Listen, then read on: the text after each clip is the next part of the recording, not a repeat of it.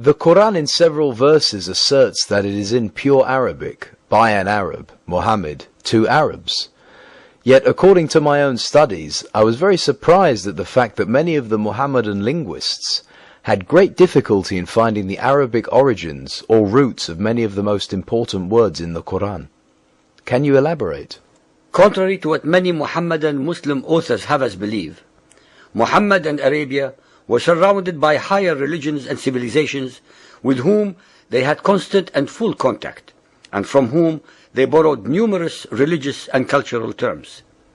This fact was fully recognized by the earliest Muslim exegetes, who showed no hesitation in noting words as Christian, Iranian, or Jewish in origin, as were compiled by As-Suyuti in his Itqan, Al-Tabari, Al-Baghawi, Al-Razi, and many more. It was under the later scholars such as Al-Shafi'i that this fact, for obvious sectarian reasons, was pushed into the background and an orthodox doctrine was elaborated, later turned into a dogma, to the effect that the Quran is a unique product of the Arabic language. The modern Muhammadan scholar is seriously distressed by any discussion of the foreign origin of words in the Quran.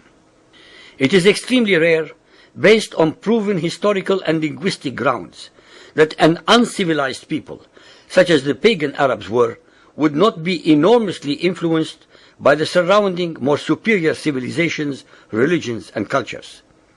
For the Muhammadan Arabs to pretend that the Arabic language per se, prior to the Arabian conquest of the surrounding civilizations, contained all words used in the Quran is totally absurd, contrary to facts, unsubstantiated, and desperate wishful thinking. It is invariably the more dominant powers or civilizations that impose their language upon the lesser ones, as actually happened initially by the Greeks, the Romans, and finally by the Arabs in their turn. Anyone dispassionately studying the Quran will realize that Muhammad drew his inspiration not from his own primitive pagan religious background, but most certainly from the vocabulary and religious terms of the great monotheistic religions that had already found root in the spiritual soil of Arabia, especially the Jews and Christians. It is extremely important to point out that there were very powerful Arabian Christian tribes who were dominant both in Syria and Iraq, and who wrote and spoke Syriac. Vocabulary of Syriac origin was already coming into use in Arabia long before Muhammad and his Quran. The court of Al-Hira in Iraq was a rendezvous of the poets and literature of the day. Many of the most prominent poets of pre-Islamic Arabia, such as Amr al-Qais, Mutalammis, and Abd ibn Zayd, were Christians, and their poetry was naturally impregnated with Christian words and ideas. Even in the extant poetry of the such non-Christians as Al-Nabigha and Al-Ash'a, one finds the strong influences of Syrian Christianity because they spent time at the court of Al-Hira. The Ahadith and the biography of Muhammad assert that he traveled to Syria, Al-Sham, both as a child and later as a merchant on behalf of his wife Khadija, who was not only a Hanif, but also associated with Christianity through her uncle Waraka bin Nawfal. Muhammad was surrounded by enormously powerful non-Arabian influences that shaped his thoughts, his inspirations, and his Quranic prose, and to pretend that he was not affected by them is contrary to logic, to reality, to veracity, and to history. Chapter 12, verse 2. We have sent it down as an Arabic Quran in order that ye may learn wisdom. Chapter 20, 113. Thus have we sent this down as an Arabic Quran. Chapter 26, 195. In the perspicuous Arabic tongue. Chapter 39, 28. It is a Quran in Arabic, without any crookedness therein, in order that they may regard against evil. Chapter 41, 3.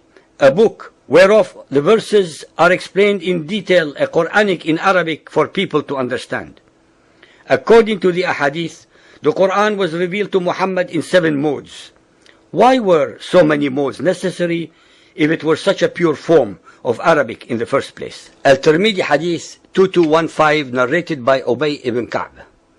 Ubay told of Allah Messenger meeting Gabriel and saying, I have been sent, Gabriel, to a people who are unlettered, among whom are old women and old men, boys and girls, and men who have never read a book? He replied, the Quran, Muhammad, has been sent down in 7 modes.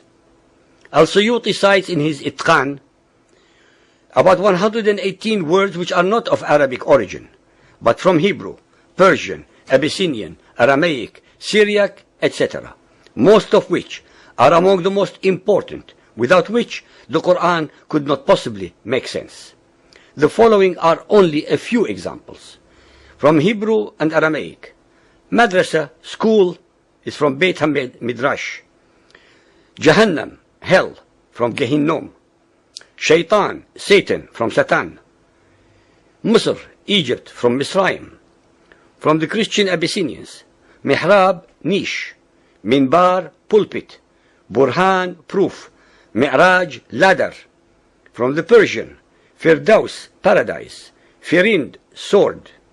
Syriac, Isa, Jesus. Salah, prayer. From the Greek, dinar, currency, denarius. Iblis, devil, diabolos. Injil, gospel. The Quran asserts repeatedly that it is a new scripture for the Arabs, hence it would have been impossible for the native Arabic vocabulary and language to all of a sudden create and invent new words and terminology to express all its new ideas to fit the occasion.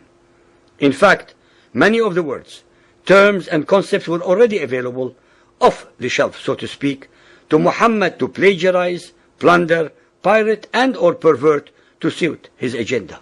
When one studies the subjects above, based upon the works of the Muhammadan exegetes, who had dealt with this very difficult but important matter, one will find out that they were themselves at a loss as to the roots of many of the words, especially since they were not linguists in the 4, 5, or 6 languages that the Quran had copied words from.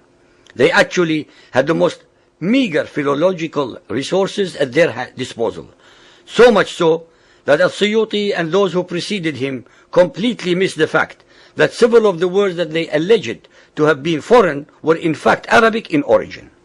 The Quran cannot exist without the foreign words that permeate its verses and chapters.